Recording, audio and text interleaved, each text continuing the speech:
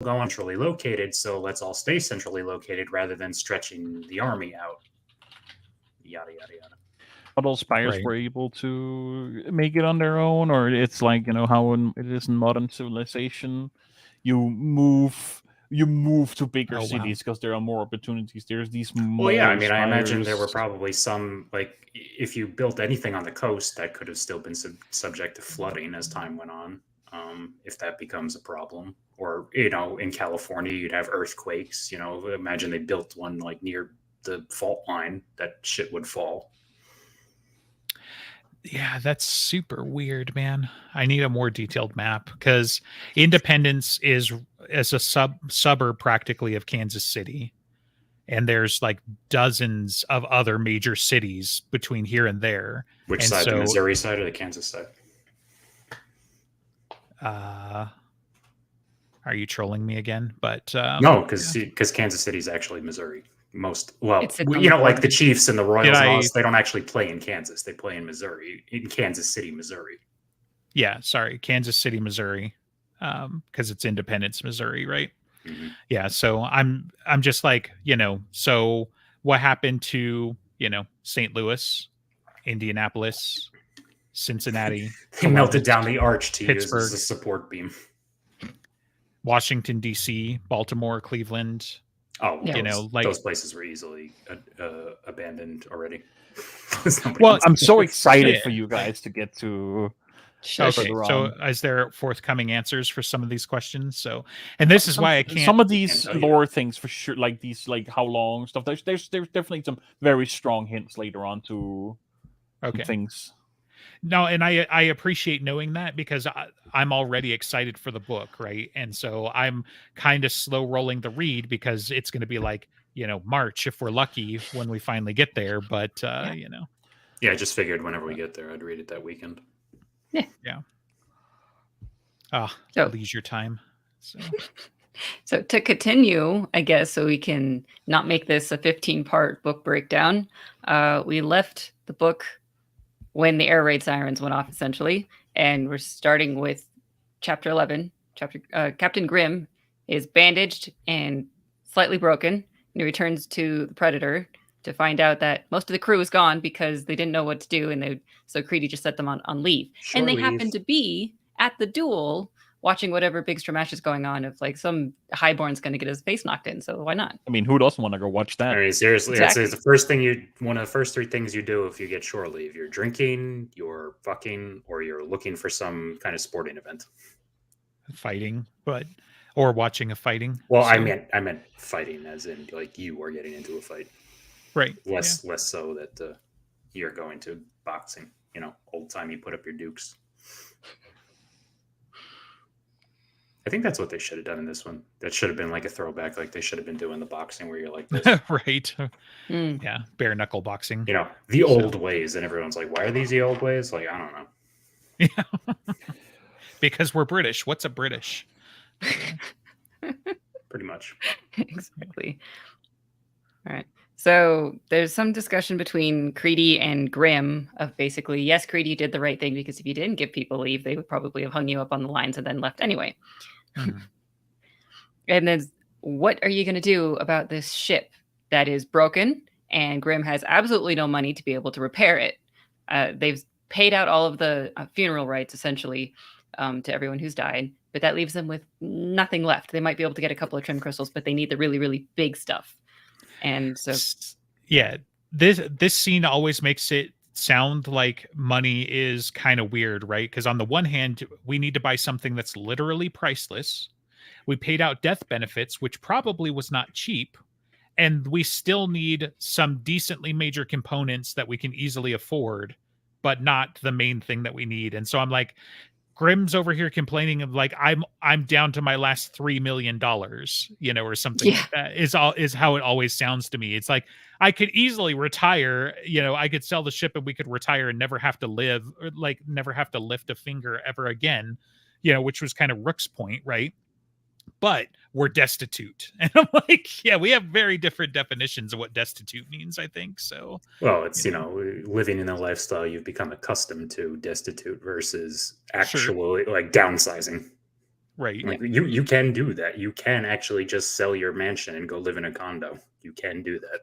And like the whole, like What? for your whole life, you know? So, yeah. It's like U.S. senators or whatever it is that says they can't live off, what was it, 5 times the minimum wage or whatever it is they get?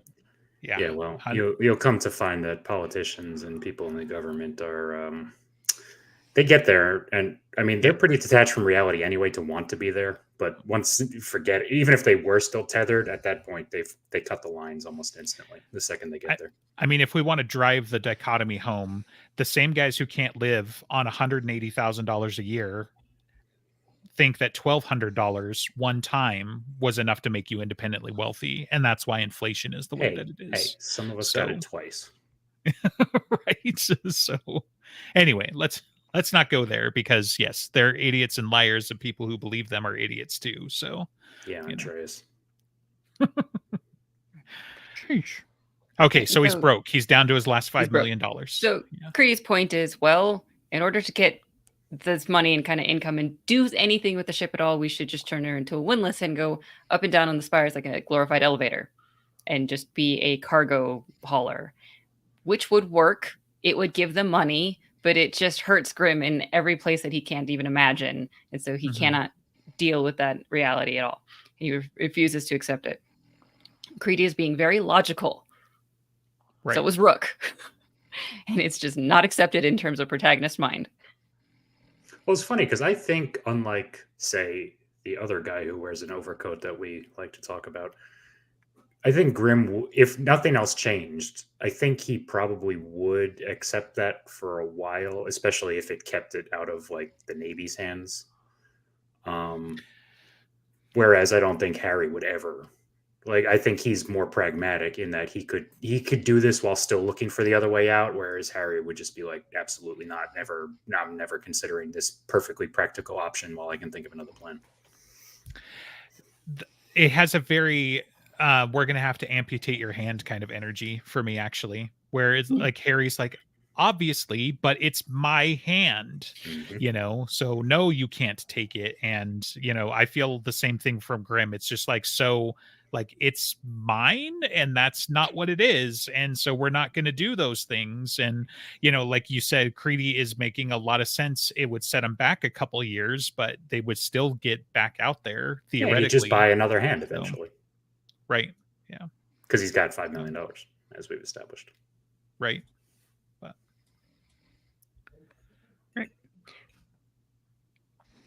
So towards the end of this argument, and we're talking about basically of in the academy, they said these things, and Grimm says to stop thinking about what the academy said.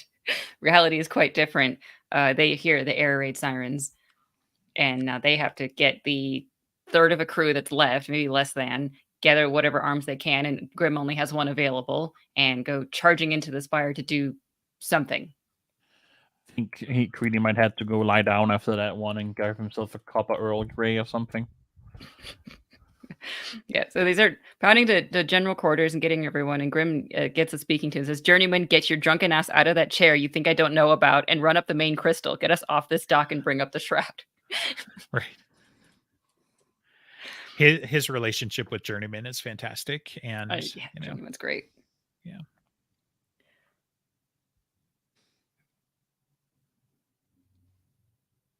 Yeah, there was also a firefight of ships out on the dock, because as the Aurorans are dropping in, and I had forgotten this point, just thinking of everyone needs to get off the ship and into the spire, there was the ship that was dropping them in the parachutes also was firing down at the dock and at the Predator. That's why they needed to get everyone and get the crystal moving as much as it could to be able to get to safety.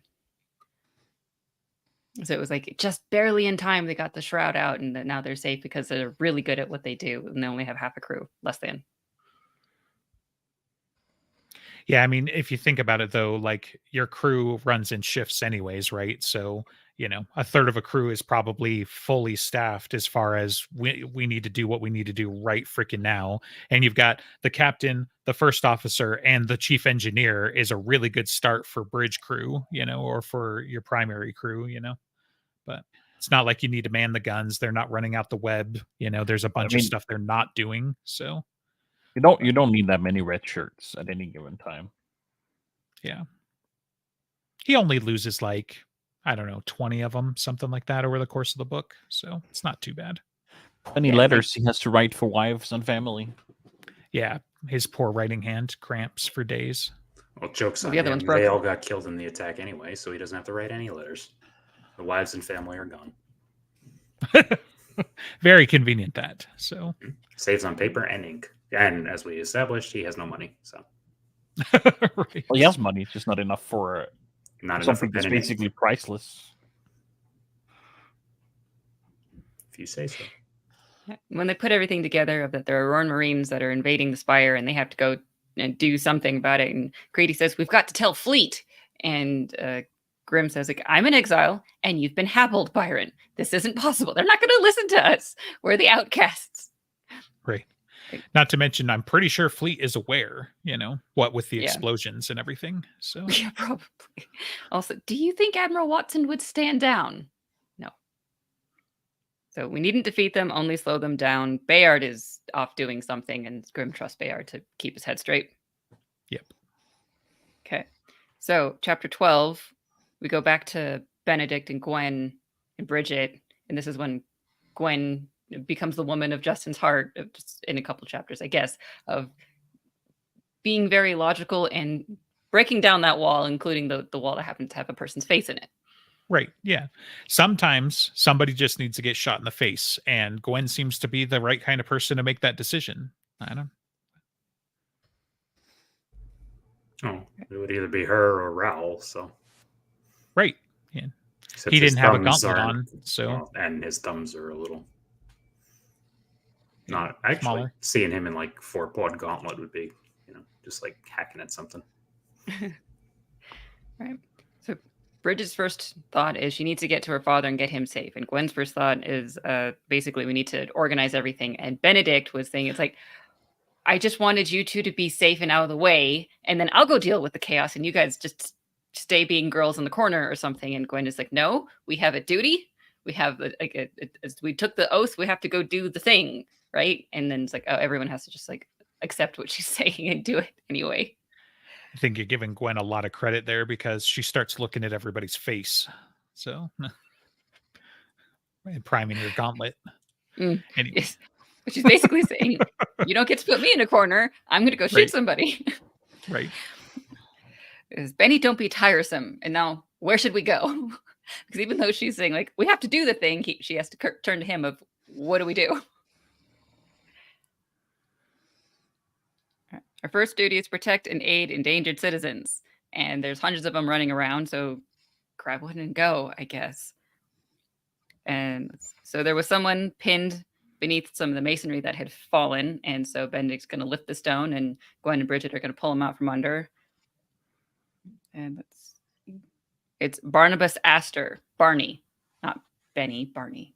There was a reason I got their names confused. That was why. So he was not a jerk, but he was the second to what's his face? The second jerk, the spare jerk.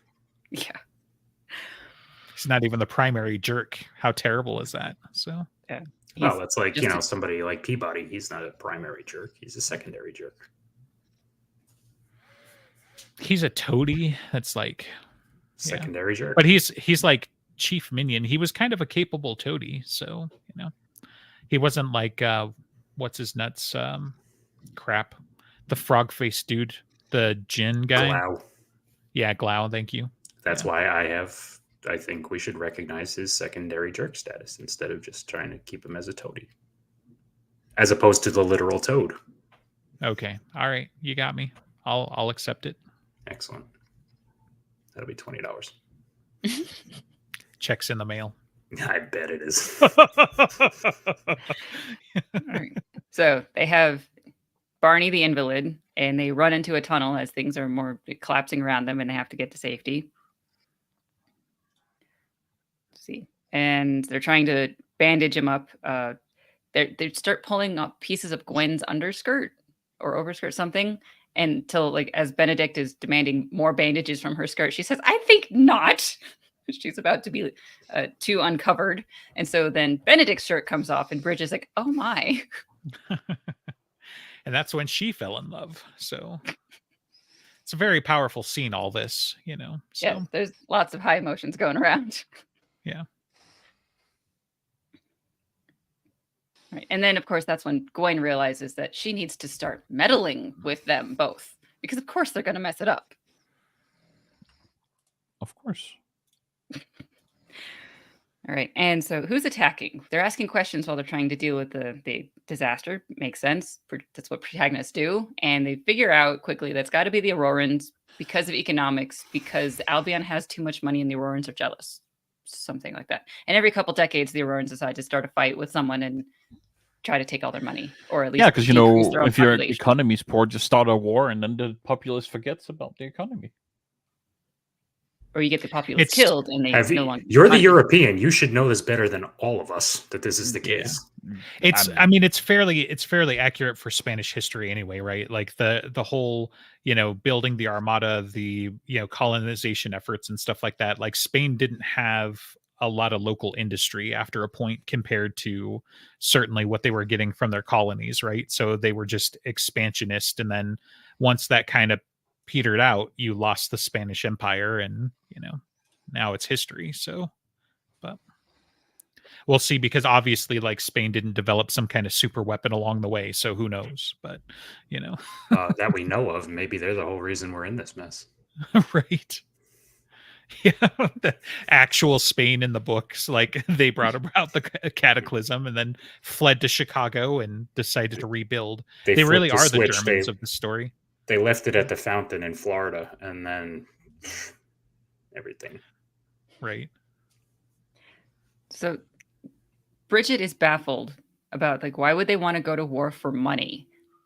And you'll never hear them say that, is what Gwen is saying. But it's the rationale. It's just kind of a contrived reason. Tension has been building between their armada and our fleet for a year or so, and they're just making these diversions. But I think there is a lot of naivete on Bridget's side of, like, why would you go to war for money? It's like, well, because you need money to live. Like, you do actually, it is a resource that you generally need. It's not like it is part of the whole life or death cycle, just with extra steps.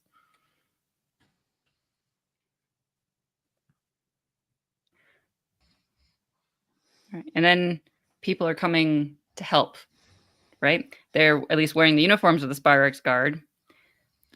And Gwen is all ready to start giving them orders and getting them their help. But Benedict is like, how are they here so quickly and with all of the bandages that we need or something? They have a stretcher. There's something on the stretcher. And it's like, something about this is suspicious. Like, we were already on the scene and didn't react this quickly. So how did they have all this gear? You know, it's nearly miraculous that he is in motion at all this soon after a surprise attack. And when Gwen puts it together, Benedict kind of looks at her, and then he closes his eyes and looks away. Like, why would he do that? Oh, that was a signal to her to use the gauntlet because it was going to be really, really bright. He's approving, you know. So I don't know why everybody gets so butthurt about it afterwards. Like, I mean, Benedict never says that she did the wrong thing. It's just, and Gwen can make all the good arguments of why she did the right thing. It just still kind of sucks. It sucked for that officer. So it was over very quickly for him. He'll be fine. Right. He woke up the next morning with just like a little bit of a hangover. He's okay. Walk it off, sir. Walk it off. Come on. Yeah. As we tell the 4-year-old, he's not dead. He was oofed, which is totally less bad. You know, he'll show up again the next time you play this video game. What's the line in Age of Ultron? If you get hurt him back. If you get killed, walk it off. Walk it off. It's one of the best lines like ever. I was gonna say, yeah, it's one of the better lines in that movie. Yep. And in general, it applies to many things. But it's both Marvel and Joss Whedon, so the director can't. Right, it's bad. Sorry. You know what? I'll put a quarter in the Joss jar.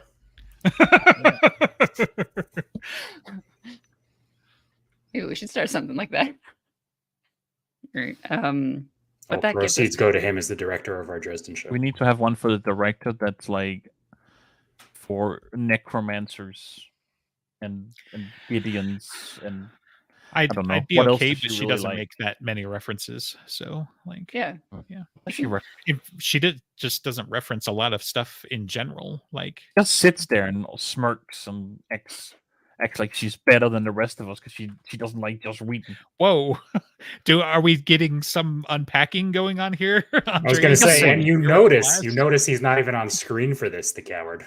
Yeah, right. No, I have a friend over and he's not comfortable being on camera in the background. But your cat was? You didn't ask the cat. Doesn't have a choice. I own him. Wow.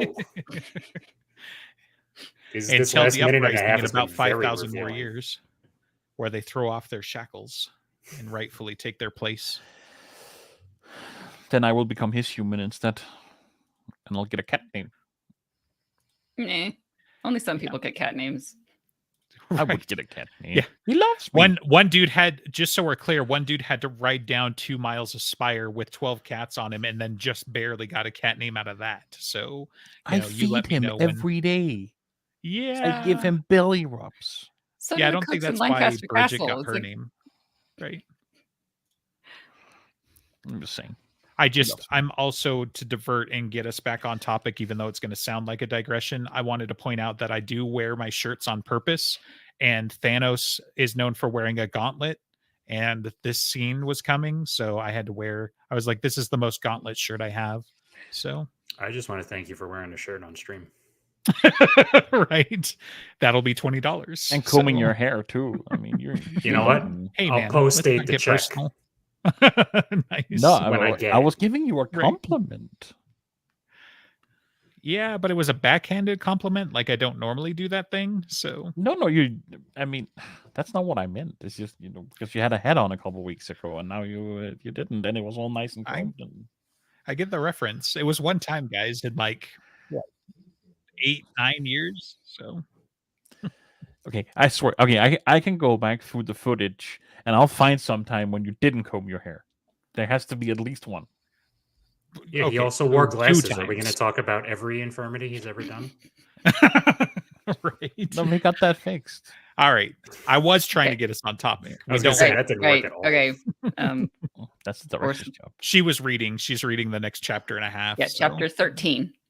Yeah. So we're making progress here. Come on. It's like 22 minutes. We've gone through 3 chapters. Two chapters. Let's go.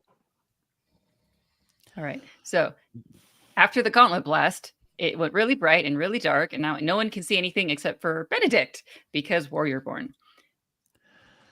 And so they start fighting whoever else is left. And which someone is a lot gets, of dudes still, though. Yeah, it was still quite a few of them. And there was some sounds of more fighting, and can't really hear anything. Oh, Bridget's in danger because Bridget is now being kidnapped for the first time. Yes. But not the last. No. All right. Every story needs a Daphne, and she just happens to be that one. All right. And so then it becomes Bridget is now being held by, they don't say his name yet, but it's Syriaco. And it says, like, put everyone else down, stop fighting, or the girl dies. And of course, Gwen and Benedict care about that. But in all of this, that Gwen can still point her hand with the gauntlet at the stretcher that it has a bunch of explosives on it. It's like, if they don't free Bridget, she can explode them all and at least die in the duty of her spire, and everyone else that the Aurorans were trying to do is not going to happen. And so she wins in her estimation. I'm nodding. That's a fair estimation. It's considering the situation, and it's not a if you make it clear you're willing to lose more than they're willing to lose. Yeah. It's very Baldur's Gate solution, but you got a problem with Baldur's Gate, sir? No, I'm just saying, like, there's a guy who would blow himself up to save the world. You know, it's just there's a parallel there. So, yeah. I just feel like she's very quick to, like, yeah, just blow it up. You know what happens when they take the hostage? Shoot the hostage. So. Well, that's what Raoul would have done if it wasn't Bridget. Right. Yeah. They just managed to pick the exact right hostage that no one wants to shoot her. So if it had been Gwen, they would have shot her twice, and then if it was Gwen, she would have shot herself. Right. Hold me I won't be hostage, taking will a you? hostage. No, sir. There's an option here you're not considering. Right. And Bridget is trying to I don't know, help, interfere, do something. She says, shoot him, Benedict. He smells. I would rather. And the Syriaco like just kind of shuts off her windpipe for a second and says, the men are talking. Be quiet. Because if you didn't know he was a bad guy, here's him kicking a puppy, essentially. But as Benedict points out, it's like if they do stand down and they leave with Bridget as a hostage, there's a word I'm looking for. I can't find it. Whatever. But they'll just kill Bridget anyway. Or worse, as Bridget points out. But then they introduce themselves and try to speak to each other like gentlemen, like that changes anything. But well, I mean, that's like the Fae thing, right? You know, it's like, oh, we're going to be nicey nice now so that we can screw you over in a different way. Except this is the Spanish.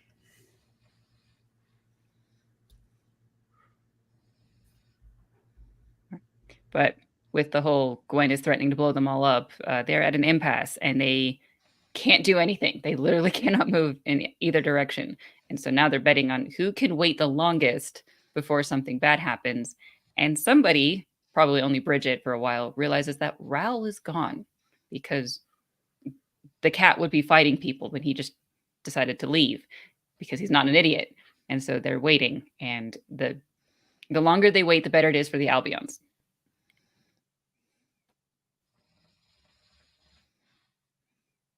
All right. And back to Grimm with chapter 14, leading the remainder of his people through the spire, trying to help as many as they can. And personal combat is not something that he likes. Seeing all of the damage up close is not the same thing as knowing that there's damage a few hundred yards away in the air. Who is it here when they go to protect the battery that thinks they were coming to rob it? Or like considers that was what was their original intent? There's someone who says that, right? A little later on. You might be thinking of Esterbrook. Maybe, I don't know. We'll see if it shows up or anyone remembers. Yeah, I feel like that's the thing. That someone contemplates that, you know, they were heading to the most valuable place armed. Well, yeah, but with explosives, they were going to blow it up. Like they were. No, I mean, was that someone? Bridget then? Someone thinks Grimm. Was it Bridget? Maybe that considers that for a hot minute. Right, because weren't they heading to her family's? Yeah, thing? Her family's house. So, Gwen? No, Bridget. Gwen's the Lancaster. Or yeah, Gwen. They're going to the Lancaster battery. Yeah. Yes. Mm-hmm. Jeez, whoever it was does not know Grimm, at least at the time. I just can't remember who it is. Because like he would never. He's a good boy. Oh, I got you. They were assuming Grimm was going to rob. Yes. Yeah, then I'm pretty sure it was Gwen, because she's got the very unfavorable opinion of him for the first few interactions. Okay, right. So that might have been later when they get onto the Predator. Yeah, we're not going to get there. Right. Yeah, because the accusation is something like, you know, you were really quick to head to the battery, and it's like, yeah, because I've got a head and know how to use it. And I got a captain's head on that. I was going to say, and is that before or after she knows the ship needs like that stuff? Right. No, it was all part of the same accusation. Yeah. Now that we're breaking it down, I remember. So we'll get there. You just happen to need a crystal and just happen to show up at the Lancaster battery to save it, huh? So. Okay, so I think I got ahead of myself. There's this wonderful point before they actually leave the ship, and they're discussing of like how much armaments do they have, how many guns. Give one to Stern because he was a pretty good shot, and then Grimm gets onto the speaking tone or tubes to Journeyman and says, "You stay." An incredulous, absolutely acidic epithet split the air. I believe the phrase you used was jumped up Wallipug. If you are too valuable to show proper deference and courtesy to my XO, then you are certainly more too valuable to risk in a firefight with Auroran Marines, Journeyman. That's how it is. Right. Yeah. this is the punishment, you know. Yes. So because he was telling him last time, right? Like his punishment will be coming, and it will be fitting. So, yeah.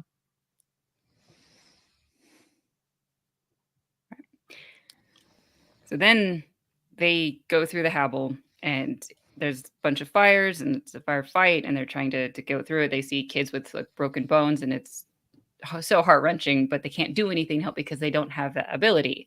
The doctor is in tow, or he's coming in later, and with the various like head that Grimm knows how to use, they go to Lancaster eventually to figure out what is going on. We're just kind of following the trail of destruction. All right. So they've come for the crystals, and the enemy is dressed in Spire Guard's uniform. So it looks like the exiled, unwanted captain of the Predator is now firing on the Spire Guard that is doing something. They could try to spin it for saving the most important battery in the Habble.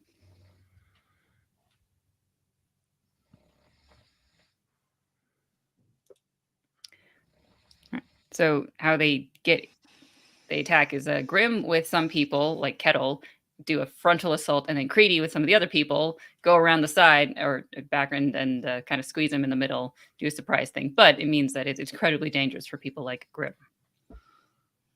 And he's already injured, as no one will let him forget, is that he already has one arm in the sling.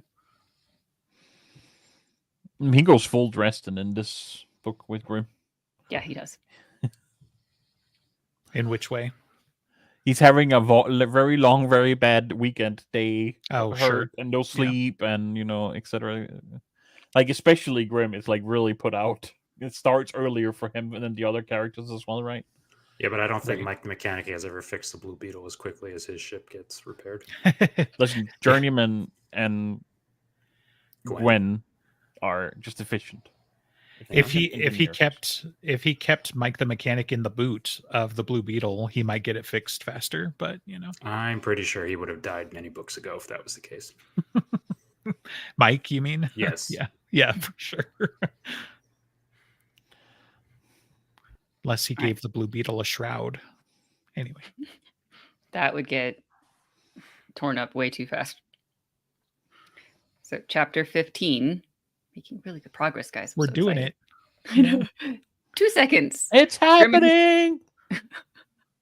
Grimm and his crew had 2 whole seconds of surprise and confusion in which to advance on the enemy, but that's enough, especially in everything needs to happen so quickly, and they better be really good at it. And so it was just 2 seconds, and a bunch of fighting, and there's a wall, and more fighting, and then Creedy's squad arrives.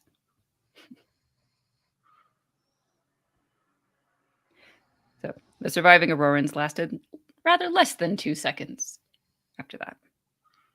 And so Creedy reports afterwards there's 11 dead, 2 more who won't last long, 17 incapacitated by their injuries, and as many walking wounded. I've sent those who can move back to the Predator with words to send to Dr. Bagan at once. And there are 3 Aurorans living still, and they might not survive their injuries. And Bagan is ordered to see to them the moment he's finished with the others, because they would like to start questioning them. Send someone to the battery and let them know that we're not trying to murder them. Creedy went and did that himself because he was worried that the Lancasters might just fire at whoever he sent. All right. So armed retainers of Lancaster, former Marines, very good discipline. They're staying at their post, and the commander has gone to secure the household. Commander being Esterbrook. All right.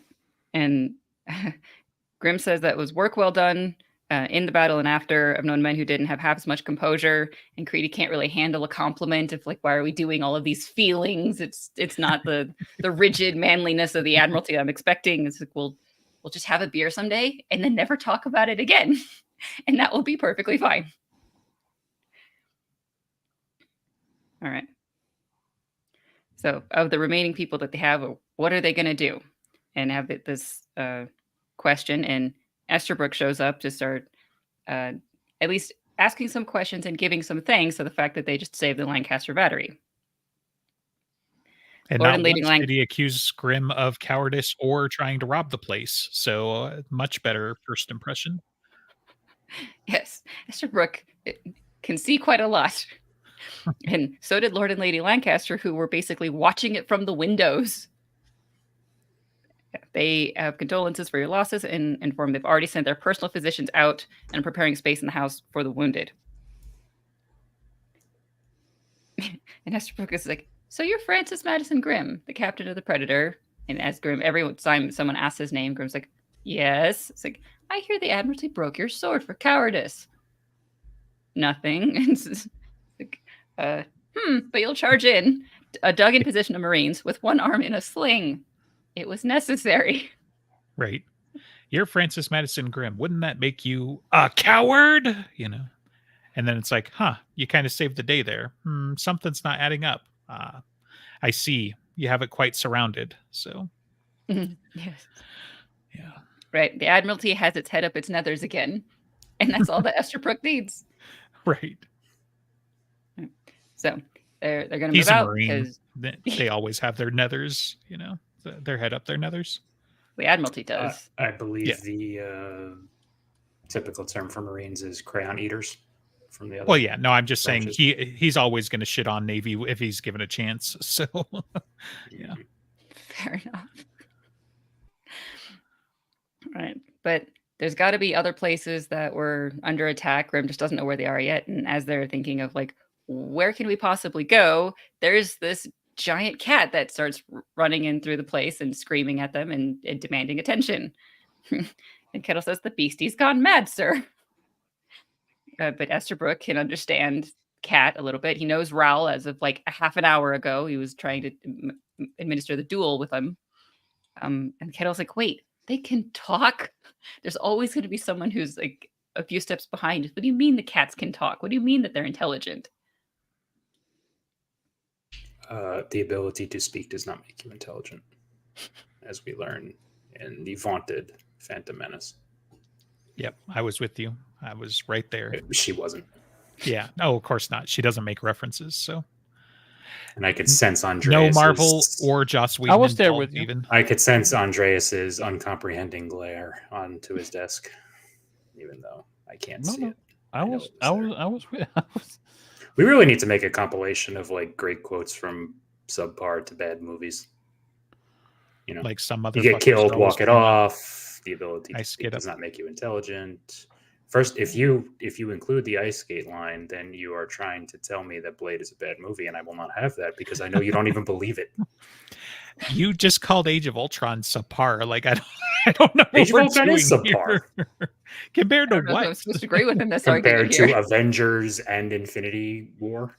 Oh, okay, and Blade is better than those movies. It's far more enjoyable.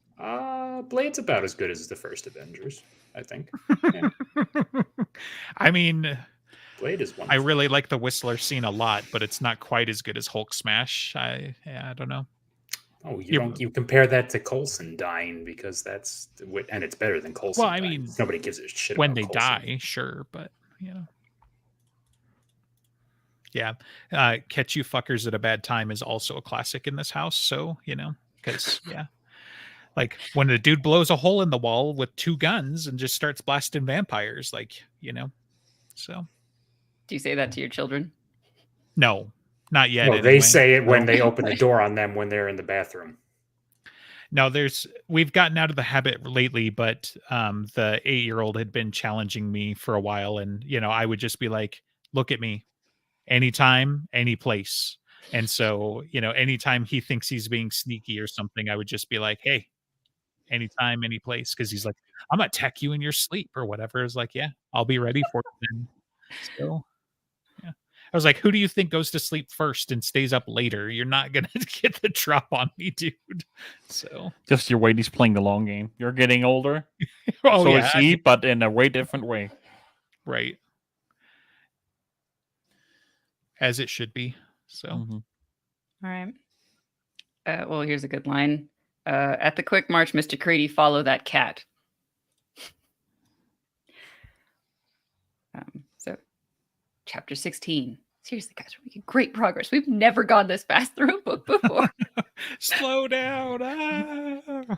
We don't know what to do with all of this content that we're going by. All right. Bridget had never really thought it was like to be captive, but she better think of it because it's going to happen again. And she finds it to be very boring. It's tedious because it's uncomfortable, because he's holding her in a way that makes her back is about to spasm. And that's going to be a bad thing. It's going to cause a lot of fighting again and probably explosive death.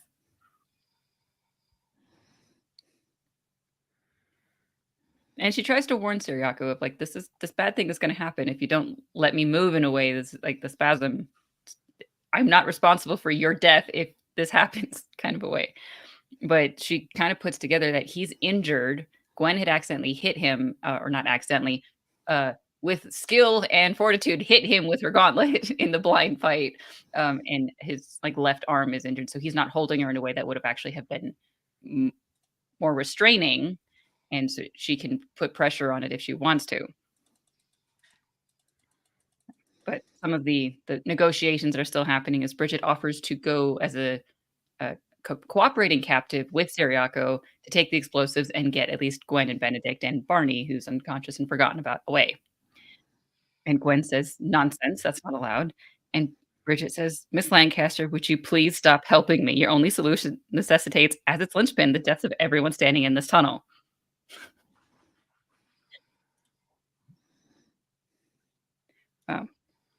Siriako won't leave. He needs the explosives. You get to survive the hour if he gives up the explosives, blah, blah, blah. Yeah. And as Bridget expects that she would be raped and murdered, Siriako then asserts, of course, she would not be molested unduly. She would just be murdered.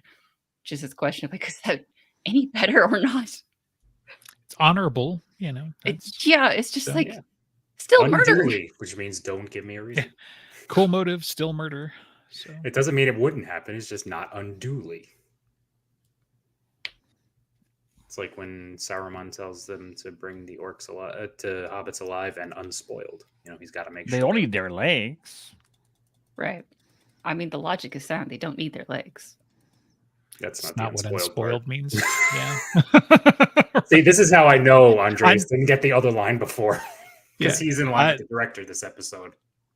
Unspoiled is like simple and yet comprehensive, you know. So like it's the right amount of subtext. Right. I mean, they won't spoil as long as they don't let rot take effect on the legs. Still not the point. Yeah.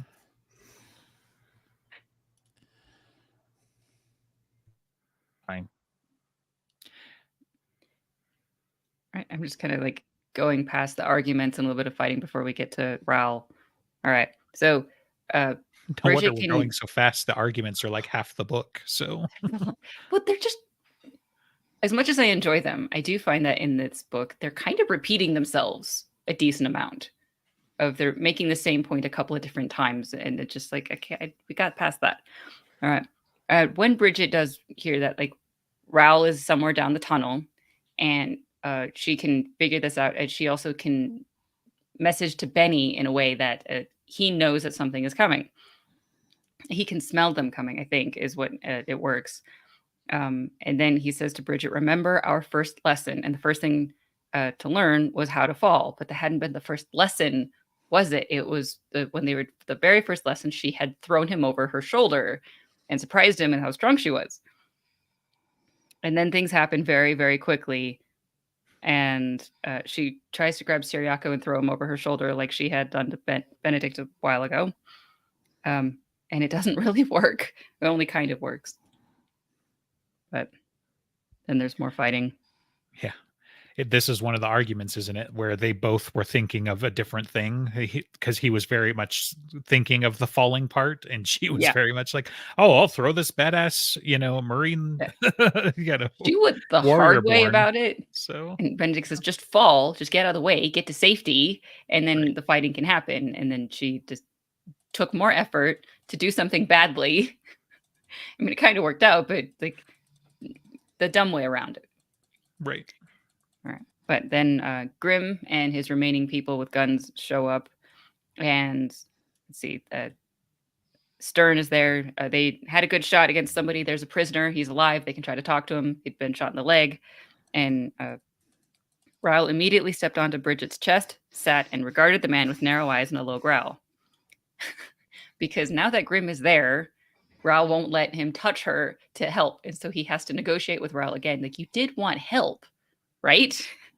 We do want to help her, then therefore we need to be able to touch her and to give her medical treatment.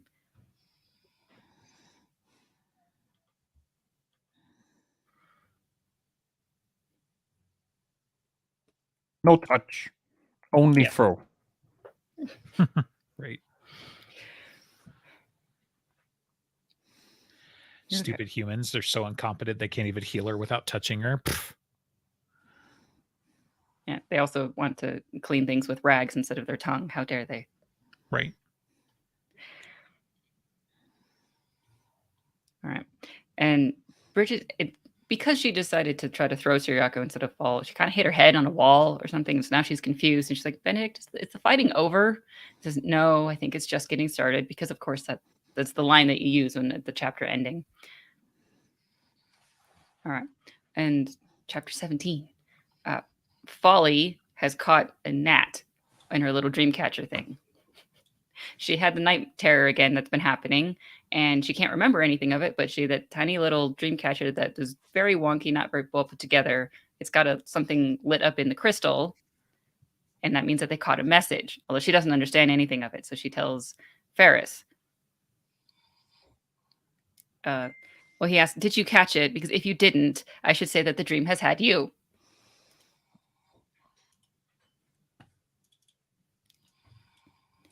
And this is when we also see Ferris being mad again. If he doesn't remember how to put on clothing, and he also just doesn't care. Like, he puts on a robe inside out because she just reminds him, you forgot to put on clothing again. Just confunded like you do. Details. Yeah. Honestly, this chapter is a really good introduction for him and sets the tone very well. So yeah. And it's the second time we meet him, but it's now tomorrow. So now he gets to meet Grimm for the first time again, like he told Grimm the yesterday. Right. Is that because his future sight, it's not perfect? So originally they were supposed to meet there because that was so likely to happen, but the attack was not likely to happen, but did happen. So they met before he had foreseen. I think it was probably likely to happen, but he missed it somehow.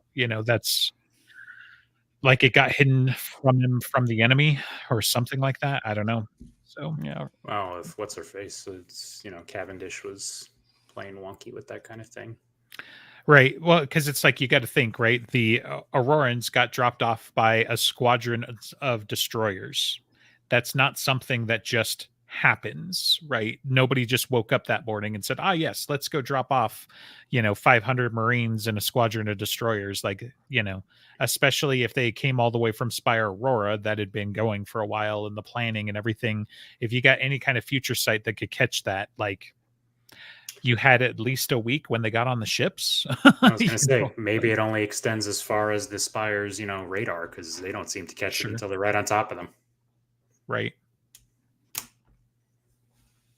Whereas Folly gets dreams of the, like, who knows how far down the line. She's intercepted a communication of when Ferris is starting to put this together. It's like,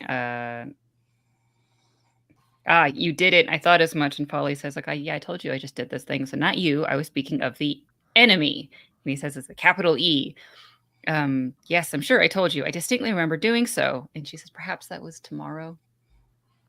Right. It may be, but enemy, capital E, because if one is to have an enemy, one might as well have a respectable one. Is this an enemy sending, or maybe it's a Folly taking? All right.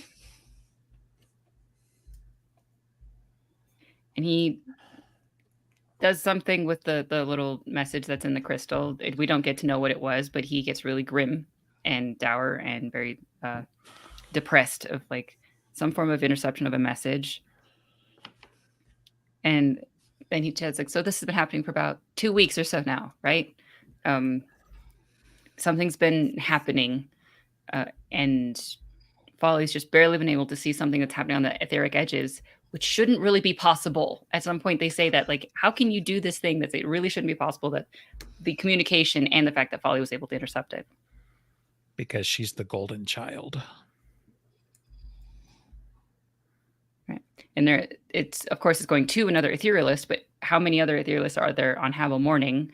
And there's one somewhere that's down in Hobble Solace, Bernard Fezig, but he's utterly mad, you know. What a poor thing. Yeah. One, it and happens really to the best hope of us. that there isn't a second one, because if it is, I know who it is, and I don't like her very much. So Exactly. And she likes me even less. Not everyone I have an is intuition. people. I think we shall need to find that grim captain. Captain Grim? No, I said don't correct my grammar. I said it on purpose. Right. Right. And he's trying to, like, as he's trying to leave the apartment, basically she says, you need to put on clothes. You've forgotten them again. And great. Where's the warm thing? Where's the thing? Whatever's going on. And then he grabs his cane with the crystal on the top of it.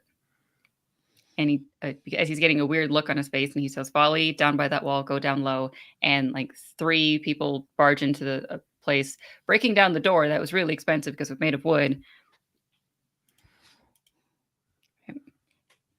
Right.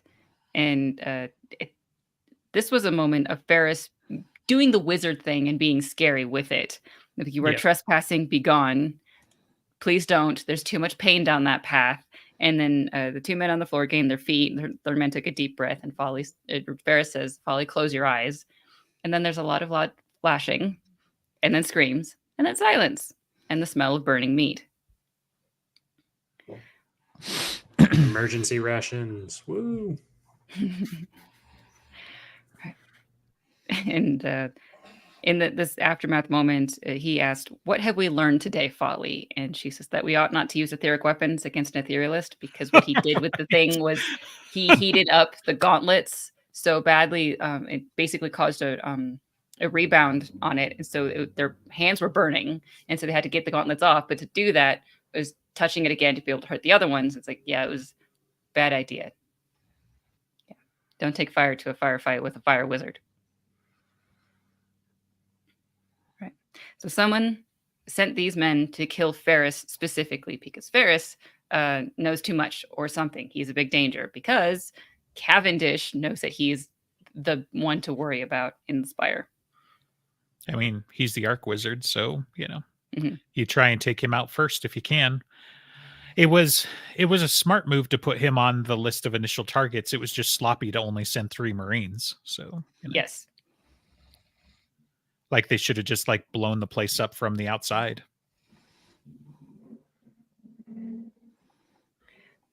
That would have been better, but it probably would have caused other issues, or maybe they just were not thinking clearly enough. Right. Yeah. So Ferris knows who's sending it, and of course he's being secretive because he's a wizard. Right. It was an old friend, a friend who has been dead for a decade. Well, that does not seem probable. Right. It's utterly mad, but there it is. Etherealists, that's what they do. Right. And so they have to go. They have to pack everything. So Folly goes around and packs all the things that's so incomprehensible, but they really, really, really need. We will be leaving the Havel. And then we shall visit an old friend. But they're going to go see the Spire Arc. Not dead. Yeah. We'll go first see the Spire Arc and get him to give us the Grim Captain. Then they'll go see an old friend. Do we brave another chapter, or do we call it here? Oh, we can. That's up to you, Speedy. 2 more. So, at the rate we've been going, so you could do one more chapter. Or we can just spiral off into random tangents. Giving you the opportunity, because we're now at the beginning of chapter 18. I don't need you to give it to me. I will simply take it. Thank you. Because you're a cat. I've been called worse. Not much worse, but worse. Grim is in the Spire Arc's manor, and all he wants to do is sleep, but him and Grady are in an office waiting for the Spire Arc to be there. Right.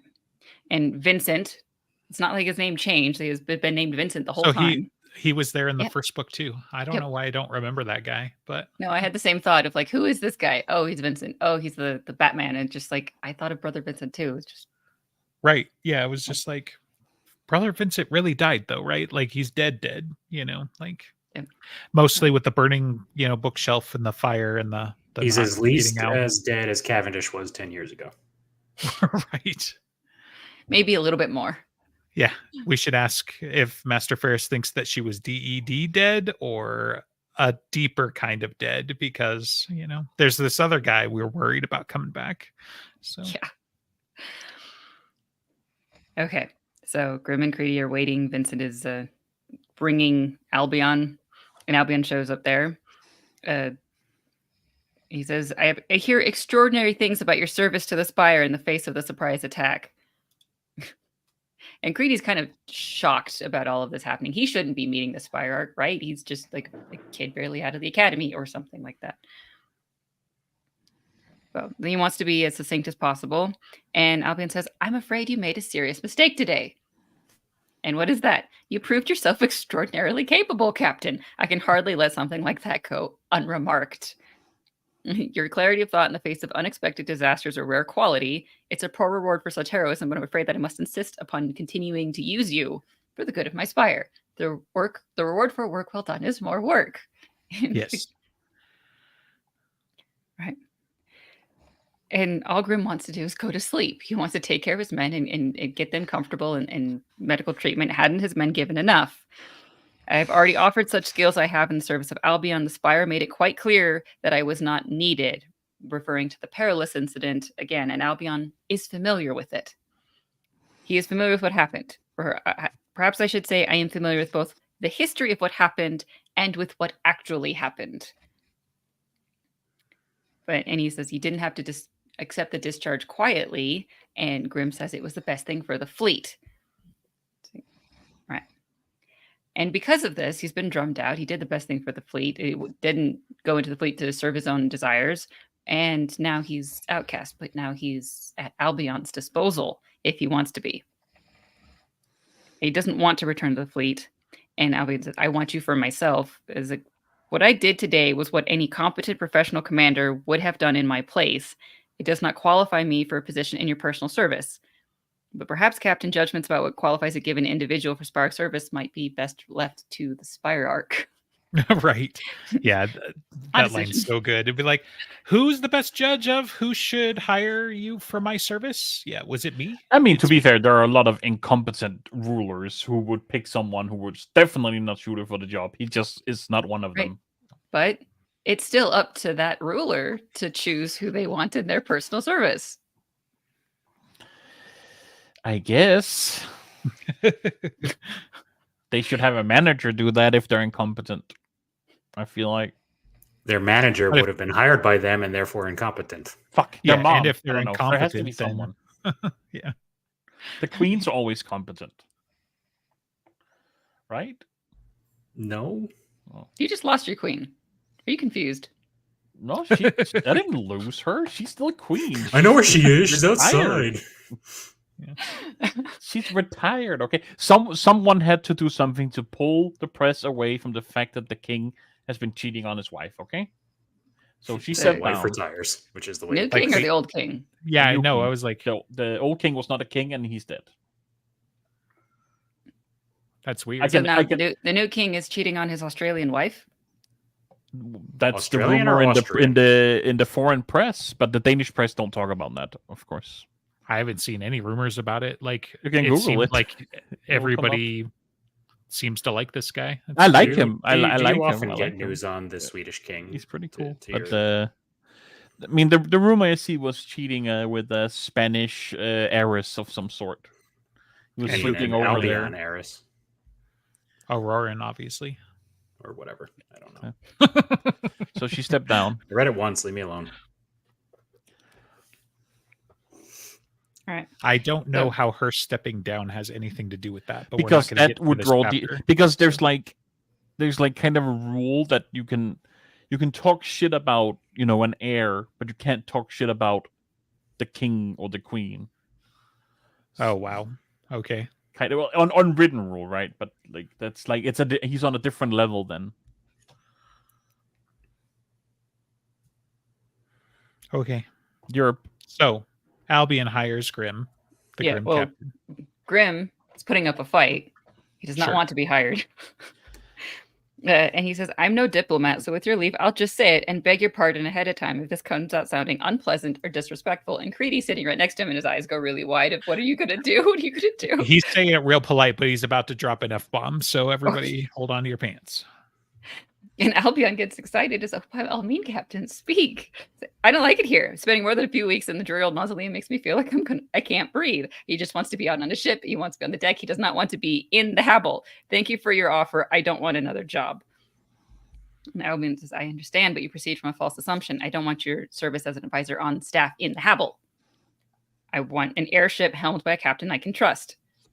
I want you to be my secret agent, man. Essentially. Right. Yeah. I want you, because only you can prevent Habble fires. And he very much doesn't prevent the Habble fire. No, he doesn't. The Spire did more for that, but I have need of a ship to serve as transport and support for a mission for my guard. I have decided that I want Predator, along with her captain and crew, to fill that position. And what if they don't want to do it? Grim very much channeling Harry Dresden here. And Creedy is choking. I can be a very persuasive person, and you have no legal authority to do that. It's like, that's fine. I can persuade you anyway. It's not a legal thing. I'm not going to persuade you with like legal. It's called money. So a lot of money. Do you want to be a billionaire? We're not doing this for money. We're doing this for a shitload of money. Right. But and as Grim is thinking, his is one flight crystal. So. Right. Grim's thinking, okay, something about money. Is the Predator about to be bought out from him? And he says the Predator is not for sale. I am not for sale. It's like, okay, you're not for sale, but maybe I can give you a job still. Exactly, Captain. Exactly. You've served Albion as a privateer for 18 months now, and this would be no different. It's just a job. Although, so Grim is. Why is somebody being so nice to him? He's not used to this. He just like, so do you understand that the dire straits that Predator is in? Like everything needs to be replaced. She needs refitting. She maybe some time before she's skyworthy. And that time might be decades if they're just working on cargo. She's running on nothing but trim crystals. And Spyrex says, I'm not an aeronautical engineer. What exactly does that mean? Like, okay, she can only go up and down. Well, perfect, because that's all that Albion needs her to do. You want me to be a Windlass? I'm sending a team down to landing. It needs to be done quickly before dawn. I'm sure your ship is adequate. And with all due respect, there is ample transport to landing. Send them down in a barge or a windlass. Hey, Captain, I'm not sure why the idea upsets you so. It's just insulting. The ship isn't a barge. She's bloody well no windlass. And while I'm alive, she never will be. Not for the fleet, not for a bloody Spire Council, not for you, sire. Thank you for the offer, but I cannot help you. If you'll excuse me, please. I see the needs of my wounded and dead. Creedy. And as they're about to get up and go, and Creedy's just like desperately trying not to touch anything, thinking it's going to explode and he's going to be caught in the crossfire. Albion says, that's a shame, Captain. I wish we could have worked something out. Do you know someone in the market of a new lift and trim crystals for ship Predator size? It seems I have some spares on my hands. Such a snarky little shit. Yeah. I know. Right. Well, if Grim is on the doorknob up for 5 minutes, then he. I was going to say this is the reaction Harry needs more often. Sometimes it's like, well, he's sitting next to a suitcase that's full of money. If you would just shut up, he would tell you. Everything that you want can be given to you in a way that's not bad. You just need to let someone talk for a minute. Grim's hand is on the doorknob, the same doorknob that Ferris cannot open. Right. And he's just like, "What are you talking about? Yeah. Can I eat those words? Can I go back to 30 seconds? What are you saying?" Something he and Gwen has in common. So yeah.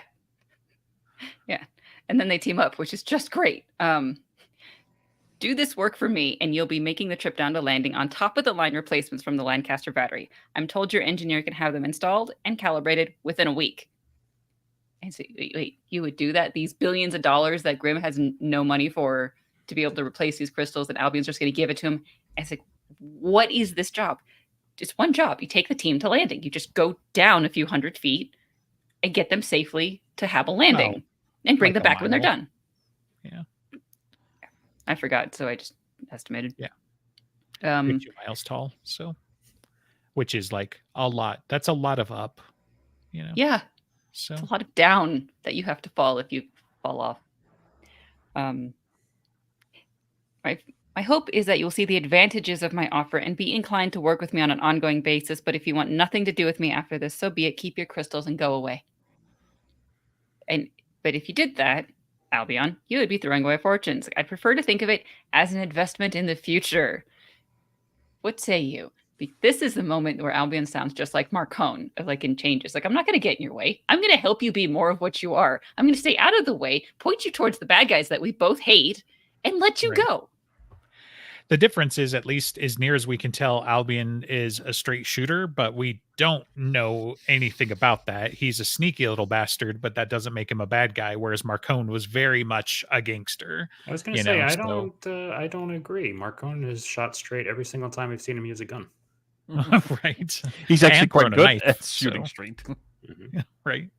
There was that one time, but yeah. At band camp? No. I was referencing Persephone, but he shot straight. She just happened to get in the way. It's true. All right. Was Steven emotion? Whatever. Grim is trying to deal with his own emotions, and he's dealing with he has a positive emotion for once, and it's hope, and he doesn't know what to do with this either. And it's like, he could get everything that he needs. He desperately needs this to be able to handle his future and his people's future and the ship's future, and it would give freedom. And he can't handle this. This guy say that you are a manipulative son of a bitch, sire. And Creedy's just like, don't squish me, don't squish me, don't squish me. Each and every day of the week, Albion agrees. And I don't turn my back on my people, Captain. Right.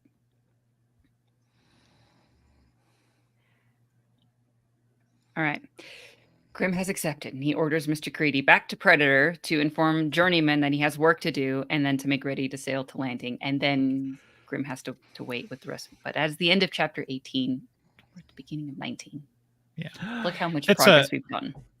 Like, imagine you were grounded, but then somebody comes and tells you, like, hey, we've got a new warp core for the ship. Well, not a warp core, but, like, you get to do, like, your favorite thing. Like, it's like, am I really in trouble? I don't know if I've learned anything. Imagine you are a pirate. The government is offering to pay you, and you don't ask for any rum on top. What the hell is this? He didn't ask for any kind of no grog, no wine, nothing.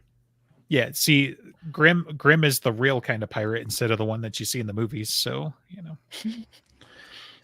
No, I'm pretty sure he's fictional too. But he's already getting something that can't even be put a value on. Maybe he's real. We just haven't had the 10,000 years worth of history to know it yet. So Jim's a prophet. Yeah. Why not every other major like author has that at some point, right? So we'll do the whole supernatural, like he's really Metatron and writing the whole world down. No, it's Chuck. It's Chuck who writes down the story about. Yes, and Chuck ended up being God. And Chuck is God. Oh yeah, right. So Metatron is the scribe of God, but we can get into this in our next tangent for our next podcast. For our next episode of While We Weren't Recording. This is brought to you by Broken Jars Network. You can go to our Patreon and give us money, and then you will join us on our Discord, where we have gift wars, where we yell at each other, where other people yell at us, where you can yell at Justin at any time you want. You can ping him if you pay us money. It's true. You can ping me. So that would be Broken Jars. Whereas I can ping him right at now. Patreon. Is it Broken Jars XYC on Patreon or just Broken Jars? I can't remember. Broken Jars, I believe. I don't know. Search it. Find us to find something. That was very enthusiastic of you just then. Thank you. Not you. He was trying to backhand compliments insult me. No, because he's got a lot of that going around. He's got the queen in the background. We found out and now we don't know. Right. Yeah, apparently the politeness of this world is infectious because you guys have offered a lot of backhanded compliments instead of direct challenges today. So, well, EG did start out saying that they should have been putting up dukes. Mhm. Right. Well, that's all I had. Oh, is that all you have? You can't see, but I'm nodding. No, I heard the rattling.